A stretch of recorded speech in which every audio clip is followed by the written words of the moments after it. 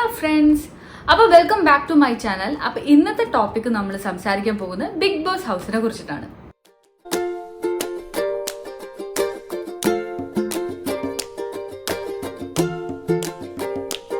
Big boss ചരിത്രത്തിൽ തന്നെ ഇത് ആദ്യമായിട്ടായിരിക്കും ഇത്രയും നോൺ സ്റ്റാൻഡേർഡ് ടോപ്പിക്കിനെ കുറിച്ചിട്ട് ഒരു ഹോസ്റ്റ് സംസാരിക്കേണ്ട അവസ്ഥ വരുന്നത്.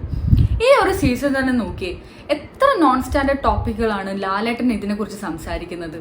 And I feel so bad for him because അത്രയ്ക്കും മോശം ടോപ്പിക്കുകളെ കുറിച്ചിട്ടാണ് ലാലേട്ടൻ എല്ലാ ആഴ്ചയിലും വന്ന് സംസാരിക്കുന്നത്. ഇനി വ്യത്യസ്തമായിട്ടുള്ള നോൺ സ്റ്റാൻഡേർഡ് ടോപ്പിക്കുകൾ ഏതൊക്കെയാന്ന് വെച്ചാൽ, അവനും അവളും കിസ് ചെയ്തത് ഞാൻ കണ്ടു, അതുപോലെ തന്നെ അവൻ എന്നെ ടച്ച് ചെയ്തു, അതെനിക്ക് ഇഷ്ടപ്പെട്ടിട്ടില്ല, 34 ദിവസമായിട്ട് ഞാൻ അത് സഹിക്കുകയായിരുന്നു എന്ന് പറയുന്നത്. അതുപോലെ ഒരുപാട് നോൺ സ്റ്റാൻഡേർഡ് ആയിട്ടുള്ള ടോപ്പിക്കുകളാണ്. ഒന്ന് ആലോചിച്ച് നോക്കിയേ, ലാലേട്ടനെ പോലെയുള്ള ഇത്രയ്ക്കും ഒരു മെഗാസ്റ്റാർ വന്നിട്ട് ഇതിനെ കുറിച്ചിട്ടാണ് സംസാരിക്കുന്നത്. ആസ് എ പ്രേക്ഷകൻ നമുക്ക് എന്താണ് കാണേണ്ടത്?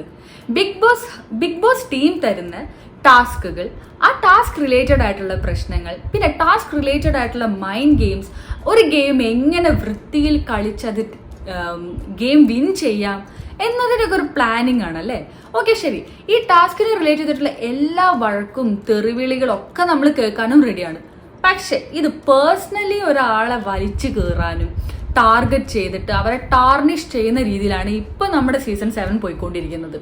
ആൻഡ് പേഴ്സണലി എൻ്റെ അടുത്ത് ചോദിക്കുകയാണെങ്കിൽ ഇത് കണ്ടു മടുത്തു എന്ന് വേണം പറയാം. എൻ്റെ അടുത്ത് നിങ്ങൾ പേഴ്സണലി ചോദിക്കുകയാണ് ഏത് കണ്ടസ്റ്റന്റ് ആണ് അവിടെ നന്നായി ഗെയിം കളിക്കുന്നതെന്ന് ചോദിച്ചാൽ ഞാൻ പറയൂ ആരുമല്ല. ഒരു കണ്ടസ്റ്റന്റ് പോലും അവിടെ മര്യാദയ്ക്ക് ഗെയിം കളിക്കുന്നില്ല എന്നാണ് ഞാൻ പറയുക. കാരണം എന്താ വെച്ചാൽ അത്രയ്ക്കും ആരും ഒന്നും ഗെയിമിലേക്ക് വന്നിട്ടില്ല. എല്ലാവരും അങ്ങോട്ടും ഇങ്ങോട്ടും ചളി വാരി എറിയാന്നല്ലാണ്ട് ആരും ഗെയിമിലേക്ക് വന്നത് പോലും ഇല്ല. അപ്പൊ ബിഗ് ബോസ് തുടങ്ങിയിട്ട് ഇപ്പൊ ഒരു അത്യാവശ്യം പകുതി ആകാറായിട്ടുണ്ട്. അപ്പോഴും എനിക്ക് പറയാൻ പറ്റുന്നില്ല അവിടെ ഏത് പ്ലെയർ ആണ് അവിടെ നന്നായി കളിക്കുന്നത് എന്നുള്ളത്. അത് എൻ്റെ പേഴ്സണൽ അഭിപ്രായമാണ് കേട്ടോ. PR ടീമിനെ മാറ്റി നിർത്തിയിട്ടുള്ളതാട്ടോ ഞാൻ പറയുന്നത്. ഫൈൻ. അടുത്തത് നമുക്ക് ഈ ഒരു ബിഗ് ബോസ് ഹൗസിൽ ഓരോ പ്ലേയേഴ്സും അല്ലെങ്കിൽ പറയേണ്ട കുറച്ച് കണ്ടസ്റ്റൻസിന്റെ ഗെയിം പ്ലാനും അല്ലെങ്കിൽ ഗെയിംസ് ഒക്കെ എങ്ങനെയാണ് പോകുന്നത് എന്ന് നമുക്ക് നോക്കാം. ഒരൊറ്റ ടാസ്ക് കൊണ്ട് അല്ലെങ്കിൽ റിയാസിന്റെ വരവോടുകൂടി നമ്മുടെ 2 കണ്ടസ്റ്റൻസ് അവിടെ നെഗറ്റീവും പോസിറ്റീവും ആയിട്ടുണ്ട്. അതാരൊക്കെയാണെന്ന് നമുക്ക് പറയാം. First one, Lakshmi. കഴിഞ്ഞ വീക്കെൻഡ് എപ്പിസോഡിൽ ലാലേട്ടൻ വന്ന് പൊരിച്ച് റോസ്റ്റ് ചെയ്ത ഒരാളായിരുന്നു ലക്ഷ്മി. ഓക്കെ, ഈ ഒരു ആഴ്ചയിൽ ലക്ഷ്മി ഭയങ്കര കാം ആൻഡ് എന്താ പറയുക വളരെ സട്ടിലായിട്ടാണ് ഗെയിം കളിച്ചുകൊണ്ടിരുന്നത്. പക്ഷെ റിയാസിന്റെ വരവോടുകൂടി പുള്ളിക്കാരിയുടെ ഗ്രാഫ് അങ്ങ് ഹൈ ലെവൽ എത്തിക്കൊണ്ടിരിക്കുകയാണ്. കാരണം ഞാൻ പറയുകയാണെങ്കിൽ റിയാസ് അവിടെ എന്ത് മണ്ടത്തരം ഗെയിമാണ് അവിടെ കളിച്ചതെന്ന് എനിക്കറിയില്ല. റിയാസ് വന്നതോടുകൂടി എന്തായാലും ലക്ഷ്മിയുടെ ഗ്രാഫ് ഹൈ ആയിട്ടുണ്ട്. അതിന്റെ മെയിൻ റീസൺ റിയാസ് കുറച്ച് പേഴ്സണലി ടാർഗറ്റ് ചെയ്ത് സംസാരിക്കണ പോലെ തോന്നി. ആൻഡ് പുള്ളിക്കാരന് കൊടുത്തൊരു ടാസ്ക് ആയിരുന്നു BB ഹോട്ടലിന്റെ ഗസ്റ്റ് ആയിട്ട് വരാന്നുള്ളത്. ഗസ്റ്റായി വന്നു, പക്ഷെ കുറച്ച് ടാർഗറ്റ് ചെയ്ത് സംസാരിച്ചപ്പോൾ പുറത്ത് എന്തായാലും ആസ് എ ഓഡിയൻസ് എന്നുള്ള രീതിയിൽ കുറച്ച് പോസിറ്റീവാണ് ലക്ഷ്മി ആയത്. ആൻഡ് ലക്ഷ്മിയുടെ കാര്യം പറയുകയാണെങ്കിൽ ആ ടാസ്ക് നല്ല വൃത്തിയിൽ ചെയ്തിട്ടുമുണ്ട്. ലക്ഷ്മി ഇങ്ങനെ മുമ്പോട്ട് പോവുകയാണെങ്കിൽ കുറച്ച് ആഴ്ചയും കൂടി ബിഗ് ബോസ് ഹൗസിൽ നിൽക്കാമെന്ന് എനിക്ക് തോന്നുന്നു. And she played well. ഇനി റിയാസിന്റെ വരവോടുകൂടി നല്ല പോസിറ്റീവ് ആയിരുന്ന ഒരു കണ്ടസ്റ്റന്റ് അല്ലെങ്കിൽ നല്ല രീതിയിൽ ഗെയിം കളിച്ചുകൊണ്ടിരുന്ന ഒരു കണ്ടസ്റ്റന്റ് ആയിരുന്നു ആദില. വളരെ ഗ്രാഫ് ഡൗണിലേക്കാണ് പോയത്. സത്യം പറയാലോ ഭയങ്കര നെഗറ്റീവ് ആയിട്ടുണ്ട്. കാരണം എന്താ വെച്ചാൽ റിയാസ് വന്ന് പ്രത്യേകിച്ച് പുള്ളിക്കാരി അടുത്തൊന്നും പറഞ്ഞിട്ടൊന്നുമില്ല. പക്ഷെ എന്താ അറിയില്ല, ആദിൽ അവിടെ ഗെയിം മൊത്തം മാറ്റി ഭയങ്കര നെഗറ്റീവിലേക്ക് പോയിക്കൊണ്ടിരിക്കുകയാണ്. ശരിക്കും the real Kattappa in Bigg Boss season 7 ആരാന്ന് ചോദിച്ചാൽ അത് ആദില തന്നെയാണ്. കാരണം കുറേ ഡബിൾ സ്റ്റാൻഡേർഡ്സ് ഉണ്ട്. ഒരുപാട് അവിടെയും ഇവിടെയും പോയി പറയണതും പിന്നെ ബാക്ക് സ്റ്റാബിങ് ഒക്കെ നമുക്ക് ചെറുതായിട്ടൊക്കെ കാണാൻ പറ്റും. എനിവേസ്, എന്തായാലും നെഗറ്റീവാണ് ഇപ്പൊ ആദില ആൻഡ് പോസിറ്റീവാണ് ലക്ഷ്മി. ഇനി ഷാനവാസിന്റെ കേസ് പറയാം. എന്താണ് അവിടെ ഷാനവാസ് ചെയ്യുന്നത്? ഒരു മോഡറേറ്റ് ലെവലിൽ ഷാനവാസ് പോയിക്കൊണ്ടിരിക്കുകയായിരുന്നു. ആൻഡ് എനിക്ക് തോന്നുന്നത് പല ആൾക്കാരുടെയും അല്ലെങ്കിൽ പല റിവ്യൂവേഴ്സിന്റെയും ഒക്കെ ഇടയിൽ ഷാനവാസിനൊരു നല്ലൊരു പേരാണ് ഉള്ളത്. ഇപ്പോഴും ഐ തിങ്ക് നല്ല പേര് തന്നെയാണ്. പക്ഷെ പേഴ്സണലി എൻ്റെ അടുത്ത് പറയുകയാണെങ്കിൽ ഷാനവാസ് അവിടെ ഒരുപാട് ആവശ്യമില്ലാത്ത കാര്യങ്ങൾ പറഞ്ഞ പോലെ എനിക്ക് തോന്നി. ഓക്കെ, ഇത്രയും ദിവസങ്ങൾക്ക് ശേഷമാണോ ഷാനവാസിന് അത്രയും അൺകംഫർട്ടബിൾ ആയിട്ടുള്ള കാര്യങ്ങൾ നടന്നു എന്ന് പറയുന്നത്. ആൻഡ് ഓൾസോ നിവിൻ്റെ കാര്യം ആലോചിക്കുമ്പം സങ്കടമുണ്ട്. പക്ഷെ at the same time Shanavas അത് പറഞ്ഞതുകൊണ്ട് ഇതിന് എന്തായാലും ഒരു തീരുമാനം ഉണ്ടാവണം എന്നാണ് ഞാൻ പറയാ. ലാലേട്ടൻ വന്ന് ഈ ഒരു ചീഞ്ഞ ടോപ്പിക്കും ഡിസ്കസ് ചെയ്ത് ഇതിനൊരു സൊല്യൂഷൻ കണ്ടെത്തേണ്ടതാണ്. എനിക്ക് കൂടുതലൊന്നും പറയാനില്ല. പക്ഷെ ഇവിടെ ഷാനവാസ് ഗെയിം കളിച്ചോന്ന് ചോദിച്ചാൽ യെസ്, കഴിഞ്ഞൊരു ഹോട്ടൽ ടാസ്കിൽ ഗെയിം കളിച്ചിട്ടുണ്ട്. പക്ഷെ പുള്ളിക്കാരുടെ ഭാഗത്തു നിന്നും ഒരുപാട് മിസ്റ്റേക്കുകളുണ്ട്. സംസാരിക്കുമ്പോഴൊക്കെ കുറച്ച് ശ്രദ്ധിക്കുന്നത് വളരെ നല്ലതായിരിക്കാം. അപ്പം അതാണ് ഷാനവാസിനെ കുറിച്ച് പറയാനുള്ളത്.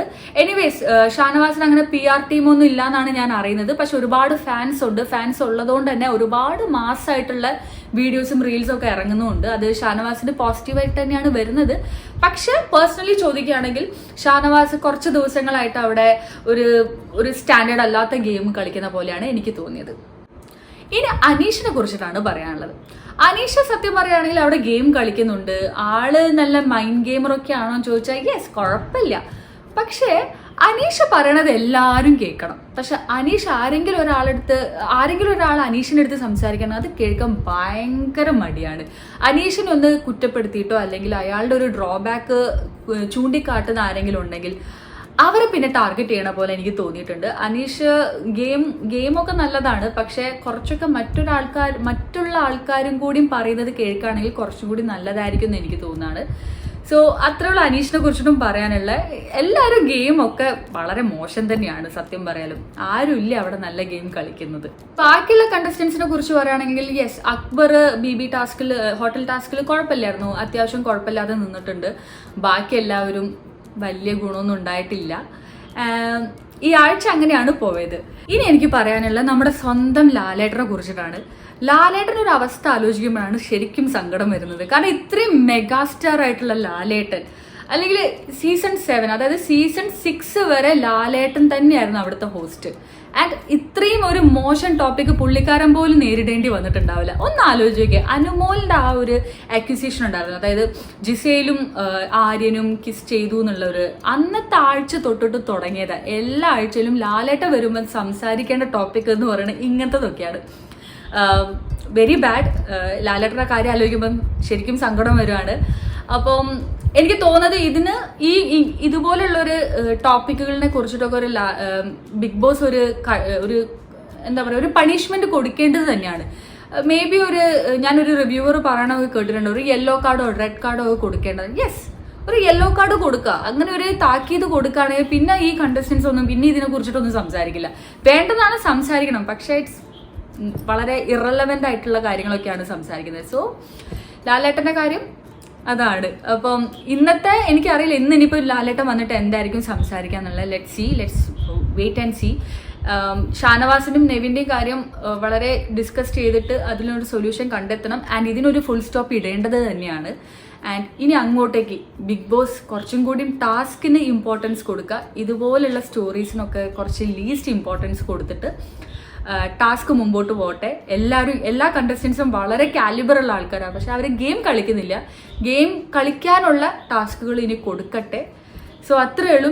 ഒരു ബിഗ് ബോസ് കഴിഞ്ഞ സീസൺ 1 തൊട്ട് സീസൺ 6 വരെ ഡൈ ഹാർട്ട് ഫാനാണ് ഞാൻ. അപ്പോൾ ഈ ഒരു സീസണിൽ വരുമ്പം ടാസ്ക് ഒന്നുമില്ല, വെറും ഇതൊക്കെ തന്നെയുള്ളൂ. അപ്പം അങ്ങനെ വരുമ്പോൾ ഫാൻ എന്നുള്ള രീതിയിൽ പറയുകയാണെങ്കിൽ വെരി ഡിസപ്പോയിൻമെന്റ്. സോ അത്രയുള്ളൂ ഇന്നത്തെ വീഡിയോ. ഇനി നെക്സ്റ്റ് വീഡിയോയ്ക്ക് വേണ്ടി കാത്തിരിക്കുക. അപ്പം അത്രയുള്ളൂ. ടാറ്റ.